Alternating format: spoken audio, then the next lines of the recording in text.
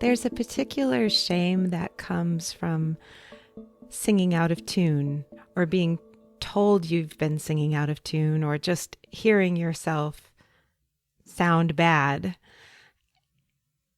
And it's the kind of shame that can make you not want to sing out at all because you don't want other people to hear you. And it can prevent you from joining a chorus, auditioning for something, or probably even more importantly, getting help. Because if you sing out of tune and then you go to a voice lesson and the voice teacher hears you sing out of tune, well, then they might tell you that you really shouldn't be singing. And you don't want to hear that because you really love singing. This is a real fear. This is a real thing. I've made a video training with some really simple exercises that will help you sound better. You can do them on your own. You can do them when nobody else is home to hear you.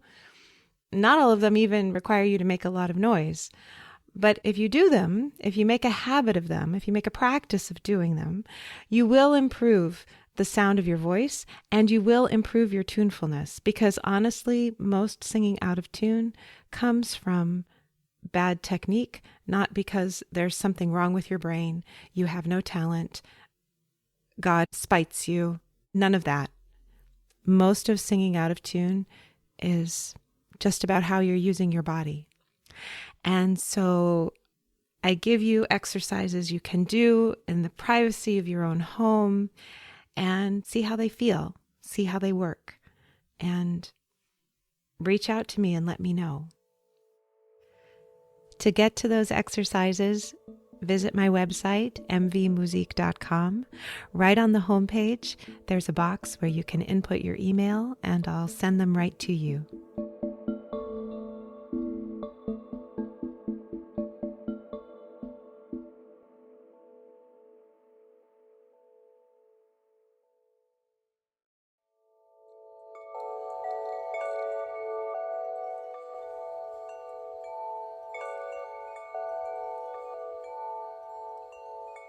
Your voice is unique to you. It grows as you grow. It changes as you change. If you're curious about the relationship between your voice and your body, your heart and your mind, welcome. My name is Michèle Voillequé, and I can't wait to hear you. It's not uncommon that when we feel really strongly about something that our voice fails. It either starts to shake or we can't get the words out, we can't get a deep breath. All of a sudden it feels like the voice just doesn't work in some way. And I want to talk about how to mitigate that in today's podcast. A couple of weeks ago, there was a news story texted to me by one of my children. I seem to get the best news stories from my children. And it was from the Guardian newspaper that Kermit the Frog was announced as the University of Maryland's commencement speaker for this year. Jim Henson, the creator of Kermit the Frog, attended the University of Maryland, and they're very proud of him. There's a statue of him on their campus, and this year they want to hear from Kermit at commencement.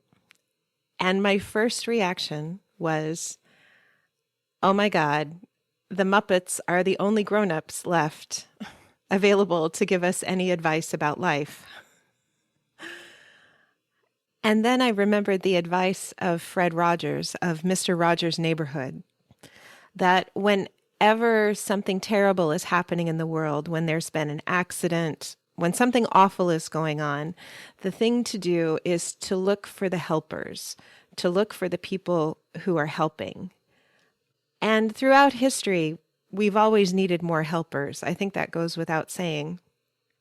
What I notice in my conversations lately with students and friends and just people in the world that I come in contact with, there's a great agony that many of us are sharing. There is a sick to our stomach. There is a powerless feeling that the government is spinning out of control and the world literally is going to hell in a handbasket, and we're not sure what we can do about that. And it seems to me that the desire to help is a good one. And where we can get in our own way, physically, emotionally, when it comes to speaking out, I mean, literally speaking out about something, is something to talk about and to address. There are steps you can take so that your voice will work better when you're feeling full of rage, full of care, full of concern, and you want to make a difference. I want to give you some tips today to help you be a better helper. The world does need more helpers. Before I do that, though, I want to give you a couple of cautionary tales, scenes that I witnessed in my neighborhood in the last couple of weeks. So it's a Monday morning. I'm walking to get my groceries. A few years ago, I decided that I was going to walk to get my groceries. I live within about a mile and a half of a handful of really nice stores where I can get just about everything that I need. And I just decided better for the planet, better for me to carry my groceries. So I'm walking to Trader Joe's to get my groceries and listening to a podcast.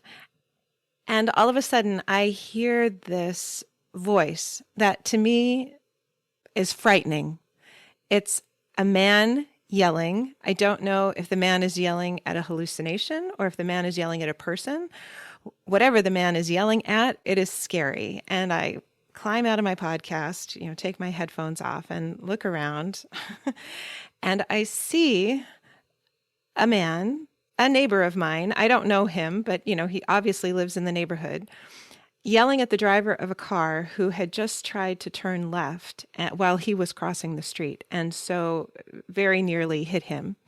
And he's yelling at the driver of the car with this great growling, just frightening, astonishing voice, making very good points, like the driver should have been paying more attention. How could you not see me?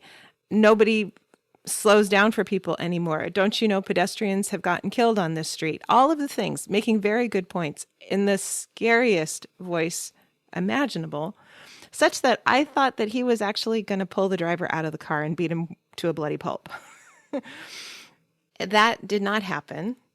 He yelled his piece and then continued on toward the same shopping center I was going to. And the driver drove off. And my first thought was, this driver is now not a safer driver, right? Not that the driver was in the right. I mean, the pedestrian was perfectly right to be frightened, angry, and all of that. That's all totally valid. It's terrifying to almost be hit by a car, and it's infuriating, for all kinds of reasons. We don't need to, right? That's clear, right? But the yelling at the driver in that way did not make the driver a safer driver. I would want the driver to pull over and take a walk around the block 2 or 3 times and try to calm down, reflect, repent, reboot before getting in the car again. But instead, of course, the car just drove off and hopefully had a successful journey without hitting anybody. A few days later, just a block from my house, I was out for a walk again, heading to a grocery store, and there was a Tesla stopped at the 4-way stop because there was a pedestrian crossing the street. And the person in the car behind the Tesla was a Toyota driver, had their window rolled down and was yelling taunts and obscenities at the driver of the Tesla who was stopped. And the driver of the Toyota maybe didn't register that there was a pedestrian crossing the street. It seemed partly to be yelling at the Tesla driver because it's a Tesla, but also because the Tesla was stopped too long at the 4-way stop. And I'm sure you've seen this before at stop signs and stop lights. When the person doesn't go as quickly as you think they should, people will honk, or maybe even you've honked. I've honked. at the person in front, like, hello, we need to go now. Stop looking at your phone. So there was a little bit of that energy, but mostly what I was witnessing was like aggression about the kind of car. Yelling, taunting, all the things, again, is not making the road safer. We are more likely to die in a car accident than just about anything else. All the thoughts about Elon Musk and the government, that may all be true, but I am really not sure that we are making the world safer with this kind of behavior on the road. So those are two uses of a voice in the last couple of weeks that were honestly really disturbing for me. And it makes me want to talk about emotional regulation and how to find that when you are dysregulated, when you're afraid, when you're threatened, when you really want to make a difference and you're not sure you're going to be able to pull it off. Step one in this moment is just to notice what you're feeling. Notice what's happening in your body, where this emotion is residing in your body. What I notice in my students in a voice lesson, when there's nervousness or fear or stress, that tends to accumulate in the torso. It shows up in the shoulders, it shows up in a belly that's too tight, and it also shows up in the chin and the jaw.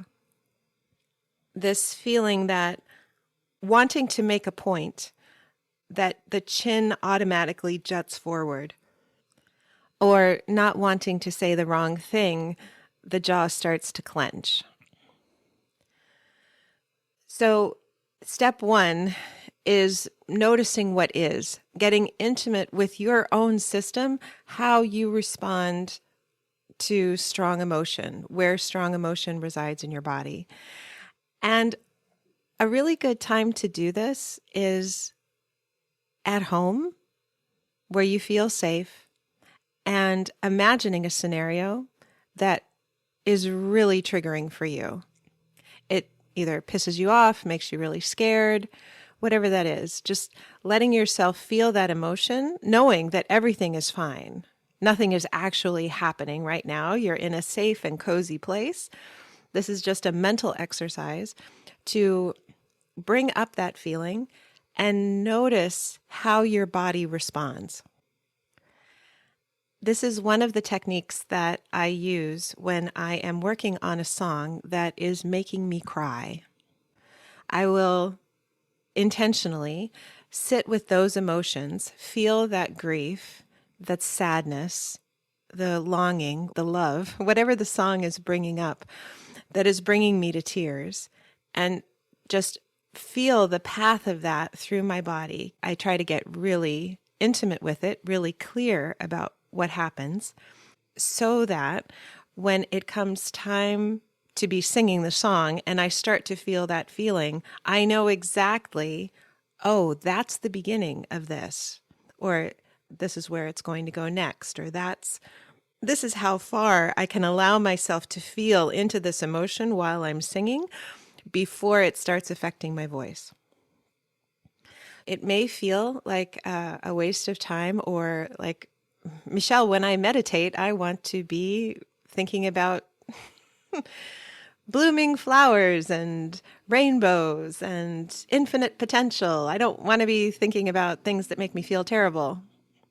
It really is worth your time to think about things that make you feel terrible so that you can feel what that is in your body, and so then you can manage it.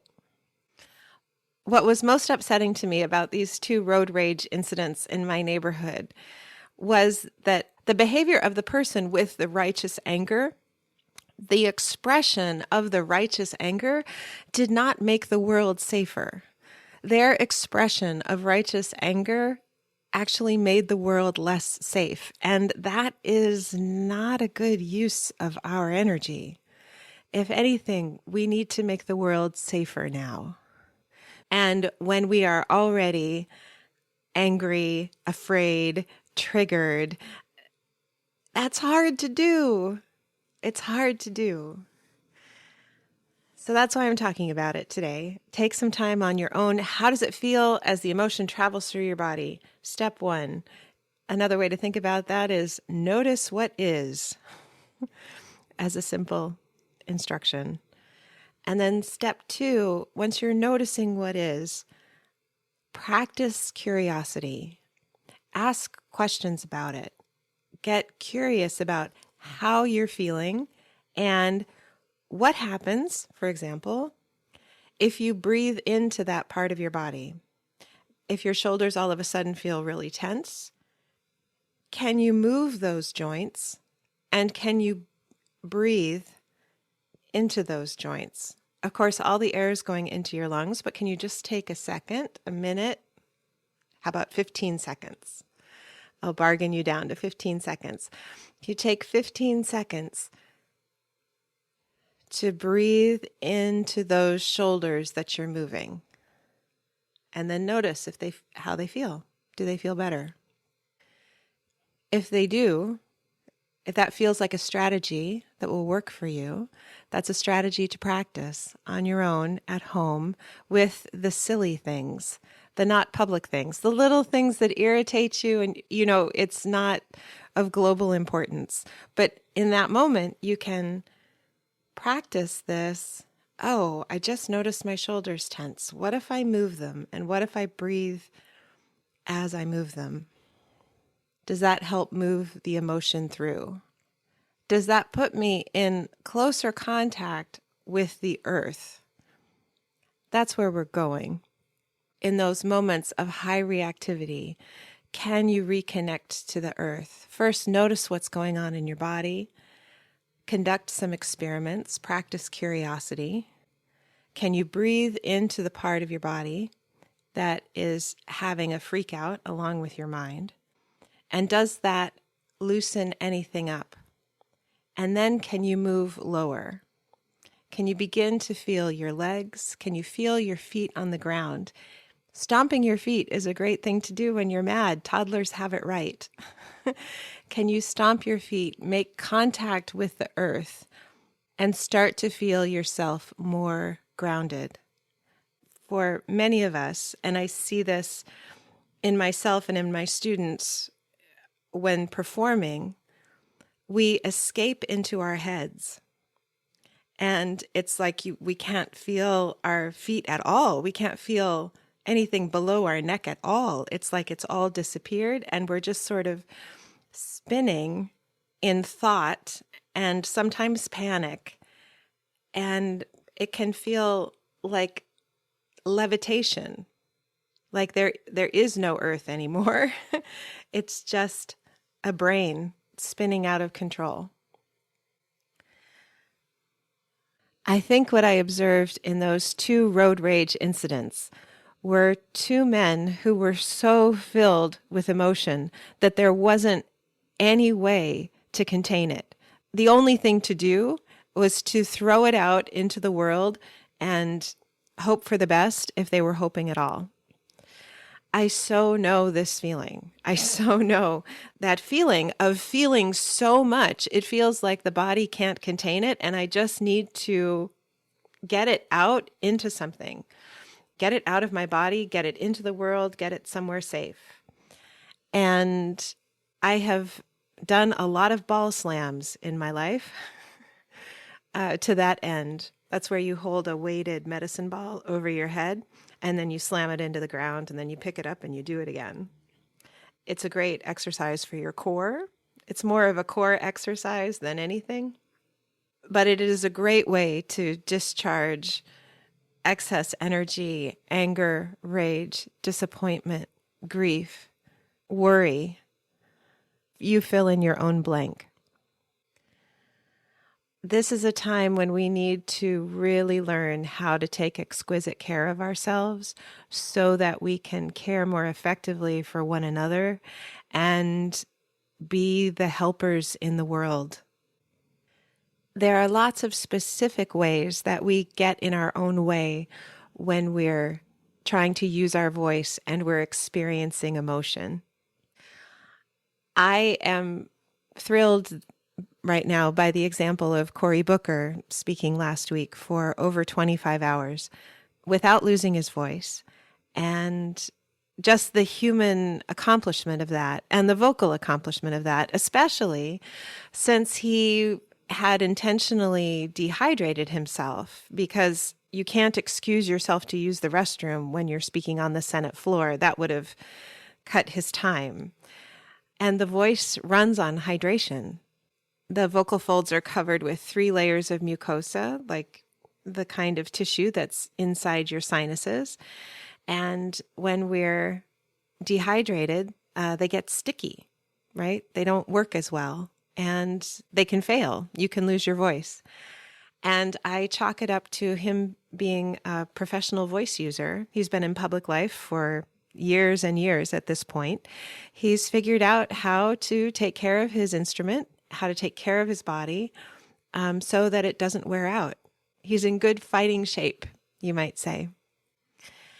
One of the things you can notice, though, about how he speaks is that his head is pretty generally on the top of his spine. When he's making a point, he will lean his whole torso forward, but he's not somebody who really juts his chin or moves his head forward when he's making a point. If somebody's imitating a chicken, right, you'll move your head forward and back. That creates a lot of stress in the neck and on the vocal folds. And it is something that so many of us humans do when we're going to make a point or when we're going to say something. The first thing that we do is move our head forward out of alignment with our spine. You can observe this in yourself. Maybe the next time you're on the telephone, be somewhere where you can watch yourself in a mirror as you talk and notice how much your head is moving as you're talking, just to become aware of it. Now, I'm not suggesting that you try to adopt the habit of never moving your head when you talk. That will lead to you looking really strange to the people you're trying to relate to. There's a lot of head movement that goes into rapport building and, just general communication and looking like an approachable, emotionally healthy person. We move our heads when we talk. But if the head movement always, when you're really full of emotion, is forward and also tense, that's going to feed back into your vocal production. That's going to make it harder to talk for a longer period of time. That's going to make it harder to be louder if you're trying to project your voice. And that's just not going to feel very good after a while. So that's something that you can notice. I already mentioned jaw tension, and there's a lot in other podcast episodes about jaw tension, ways you can become aware of it and things you can do to try to release it as a regular practice. Probably the biggest thing that will help you in times of high emotion is practicing a low breath, learning how to take air in a way that expands your belly, puts you in contact with your pelvic floor, breathing in so that you have a sense of your hips and your legs that are coming out of your hip sockets and your feet that are attached to your legs, and the feet are connected to the floor. When you can learn how to breathe in deeply and feel that breath connect you with the floor or the earth, that has an established and wonderful calming effect on the nervous system. It can help you think more clearly. It will provide you with really good air for singing or speaking, whatever's going to come next. And it buys you time.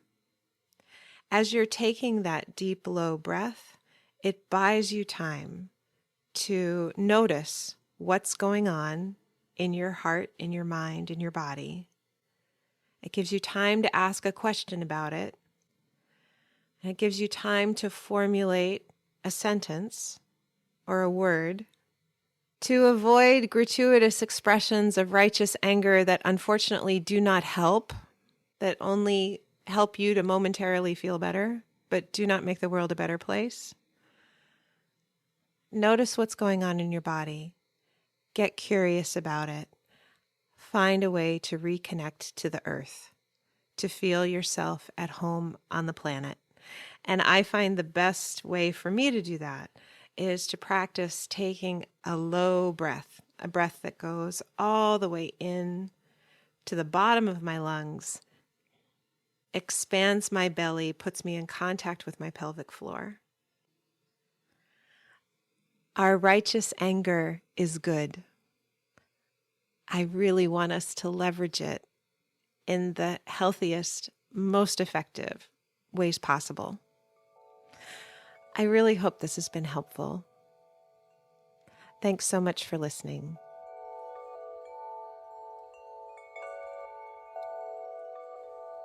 If you enjoyed today's episode, please rate and review on Apple Podcasts or wherever you listen. Every positive review helps new people find the show. Subscribing ensures you'll learn about new episodes as soon as they come out. If you have a question about singing or speaking or being, please send me an email at letters@mvmusique.com. That's letters at M as in Mary, V as in Victor, MUSIK.com. Transcripts and show notes are available on my website. You can subscribe to my newsletter there too. Can't Wait to Hear You is produced in conjunction with Particulate Media. I'm your host, Michèle Voillequé. I can't wait to hear you.